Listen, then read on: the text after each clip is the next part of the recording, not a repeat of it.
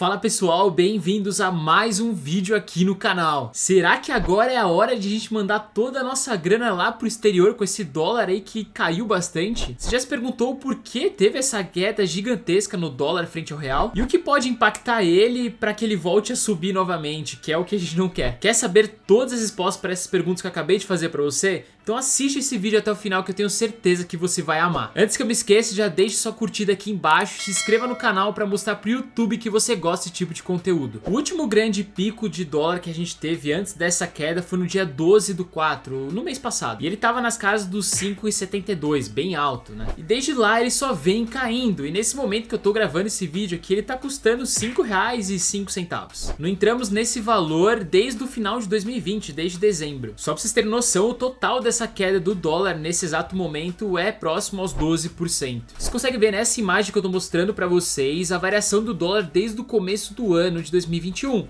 Vocês conseguem ver que ele teve uma breve valorização aí até o mês de março e depois ele começou a cair drasticamente, aí uma queda de aproximadamente 12%, que é muito alto. E vocês conseguem ver a variação, a diferença entre o dólar comercial, que é o dólar que normalmente você vê nos jornais, no Google, e o dólar turismo, que é aquele que normalmente colocam algumas taxas, spreads, que é aquele que você vai comprar numa corretora ou numa casa de câmbio. E fazia tempo que eu não via um dólar baratinho assim, hein? Bom, e como a gente bem sabe, quando o dólar cai muito assim, 10, 12%, abre às vezes uma grande oportunidade pra gente começar a mandar nosso dinheiro lá pra fora. Dificilmente o dólar tem uma correção tão grande como essa que tá acontecendo. Normalmente a gente tem correção de 2, 3%, uma subida de 2, 3%. E quando abre uma oportunidade de 10, eu acabo ficando de olho, tentando entender o que aconteceu pra ver se de fato eu vou colocar minha grana mais forte lá fora ou não. E como sabemos, o Brasil é uma caixinha de surpresa. A gente não sabe o que vai acontecer daqui uma hora ou amanhã. Se soltarem alguma notícia bombástica aí envolvendo política, isso pode totalmente mudar o rumo do dólar que estamos vendo agora. Pô, Léo, mas como sabemos se o dólar realmente está barato agora? Normalmente as pessoas me perguntam e falam: Léo, o dólar tá muito caro, eu não vou mandar meu dinheiro lá pra fora. Mas as pessoas falam isso porque elas comparam com os preços anteriores que foram negociados no dólar. Se a gente pegar anos aí de 2010, 2015, 2016, era negociado na casa de R$2 a R$3, R$4. O que se comparado com hoje é muito mais barato. Só que as coisas vão mudando, a inflação muda, as taxas de juros mudam e não adianta o dólar ficar parado na mesma desde sempre. Normalmente quando tem essas quedas ou alguma movimentação pra cima também, eu tento entender o que aconteceu, se foi uma notícia ou se realmente é um panorama econômico. Se tudo fizer sentido e encaixar pra mim que realmente é uma oportunidade, eu acabo sim aportando lá fora com mais força. No caso desse momento aqui, eu acredito que tá muito barato. E calma, que você vai entender o que aconteceu pro dólar ter caído. Vou falar aqui pra vocês as diretrizes, o que realmente aconteceu. E também eu vou te falar o que pode prejudicar. Então são coisas que você tem que ficar de olho e de fato entender em vários momentos se o dólar é o momento ou não oportuno. Bom, e queria lembrar vocês que ao longo prazo o dólar tende sempre a valorizar. E não faz muito sentido a gente ficar se matando e fazendo essas análises de curto prazo. Porque aqui vocês conseguem ver a quedinha que a gente teve de 12% aí no dólar atualmente. Mas se você pegar o histórico, né, desse gráfico do dólar frente ao real, ele sempre foi crescente. Então ali no ano de 2012, por exemplo, o dólar estava na casa dos R$2. Ali no ano de 2011 na casa de 1,68, 1,70. E a gente sempre reclamava quando ele estava aqui nas alturas, achando que ele estava muito caro. Reclamava aqui também quando ele estava R$3, R$4. Depois reclamava aqui, mas se você deixava sempre de comprar, olha a curva de valorização que você perdeu. E simplesmente essa curva aqui de curto prazo acaba ficando quase invisível. Então se preocupe menos com o curto prazo. Logicamente é bom para você aportar mais grana, mas pensando no longo prazo isso não faz muito sentido, porque o dólar sempre tende a valorizar. Quais foram os motivos da queda desse dólar? A primeira é a Selic. Estamos passando por um momento de alta da Selic aqui no Brasil e que deve permanecer por um bom período. Começamos o ano com a Selic ali em 2% e agora a gente já está em 3,5%. E é previsto que a gente feche o ano de 2021 com uma Selic a 5,5% ao ano. Ah, Léo, mas o que tem a ver a Selic aumentar e o dólar cair? Quando você aumenta a taxa de juros do país, você chama mais atenção para investidores globais investirem no seu país. E quanto maior for essa diferença de países desenvolvidos, como os Estados Unidos, que tem uma taxa próxima de 0%, melhor é o nosso diferencial. E como nossa taxa Selic estava 2%, que tinha uma diferença muito pequena ali dos investidores que gostariam de investir nos Estados Unidos, que é um país muito consolidado, gigantesco, pouca gente olhava para cá. Mas agora com essa taxa de juros aumentando e com uma tendência de fechar o ano de 2021 com 5% para mais, os investidores começam a colocar a grana aqui. E quando eles começam a colocar a grana aqui, mais dólar entra no nosso país. E isso faz com que a gente tenha uma oferta maior.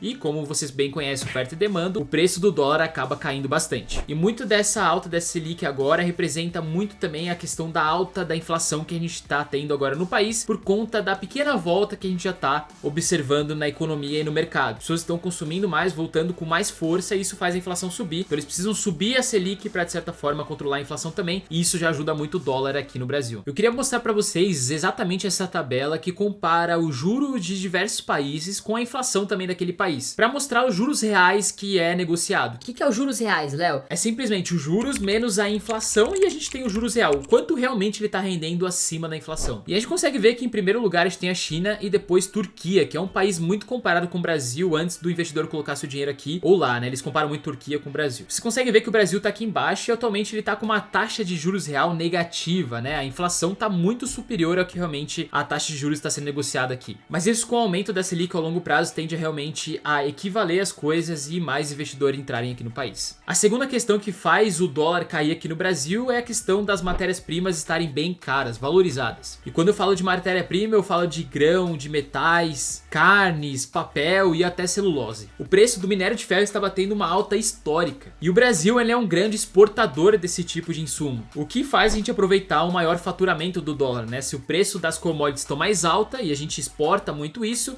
consequentemente a gente recebe mais dólar no país, e isso faz com que o preço também caia. E o terceiro ponto que faz com que o dólar também caia aqui no país no momento é o crescimento das exportações. A gente está com um saldo positivo na conta corrente do país, ou seja, a gente está com uma maior quantidade de negócios enviados para o exterior do que realmente a importação. Isso também traz um fluxo gigantesco positivo de dólar para o país. E a gente tem empresas na bolsa que estão exportando muito, né? A gente tem o caso da Vale, da CSN, da Klabin, da Suzano e da própria WEG. Bom, beleza, Léo, você me falou o que tá trazendo o dólar para baixo, mas o que pode impactar ele negativamente, né? Ou seja, que faça que ele reverta essa queda e comece a subir. Tem 3 pontos aqui que eu queria falar para vocês e vocês têm que ficar de olho. A primeira é os gastos do governo. A dívida pública no Brasil vem crescendo e isso é muito ruim, pois isso pode assustar muito o estrangeiro, porque uma dívida alta não é nada bom. Isso pode mostrar que o país talvez não consiga pagar algumas dívidas dele. A segunda questão aqui que a gente tem que ficar de olho é a inflação, que talvez esteja um pouco descontrolada. E inflação preocupa qualquer investidor, seja nós brasileiros ou os americanos ou qualquer outro do mundo inteiro. A inflação normalmente não tem que passar muito a meta do Bacen, né, do Banco Central, que ele faz no ano. Pois é onde normalmente os investidores olham, putz, o Bacen colocou uma meta e a inflação tá superior a isso. Então começa a assustar e a galera começa a tirar o dinheiro do Brasil. Então uma inflação acima do esperado pode sim impactar o dólar para que ele suba mais, né, e deixe de ter essa queda maravilhosa que a gente tanto gosta. Um bom exemplo disso aí é a Argentina, que tá sofrendo com umas altas gigantescas de inflação e tá perdendo muito investimento de fora. E o terceiro ponto aqui que pode impactar a subida realmente, que o dólar suba mesmo, é os juros americanos, né? Só pra vocês terem noção, os juros americanos, que eu acabei de falar para vocês, está na casa de 0%, bem baixinho. Mas se eles aumentarem a taxa de juros para tentar de certa forma controlar a inflação, que lá tá bem alta também, isso pode chamar a atenção de investidores a tirarem o dinheiro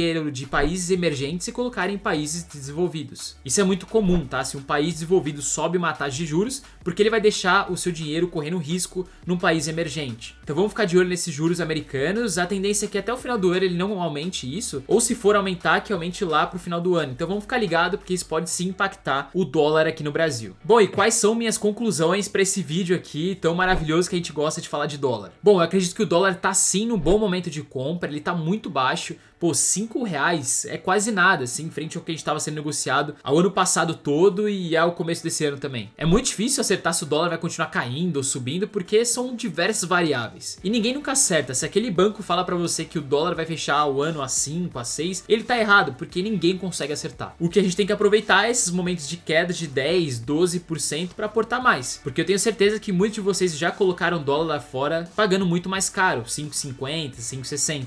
E por que não aproveitar agora com R$5 o dólar? Fica a questão aí pra você. E fiquem de olho nas questões que podem impactar o dólar no curto prazo, porque isso pode mudar de um dia pro outro. E logicamente a política aqui e notícias saem a todo momento, mas como eu falei pra vocês, não faz muito sentido a gente ficar focado no curto prazo, mas sim no longo prazo e nos aportes recorrentes. Bom pessoal, era isso. Espero que vocês tenham gostado desse vídeo, dessa análise breve que eu fiz pra vocês do dólar e economia em si, e o que vocês têm que ficar de olho, o que tá impactando ou não positivamente o dólar aqui no Brasil. Se você gostou desse vídeo, deixa a curtida aqui embaixo, se inscreva no canal também. E a gente se vê no próximo. Valeu, até mais!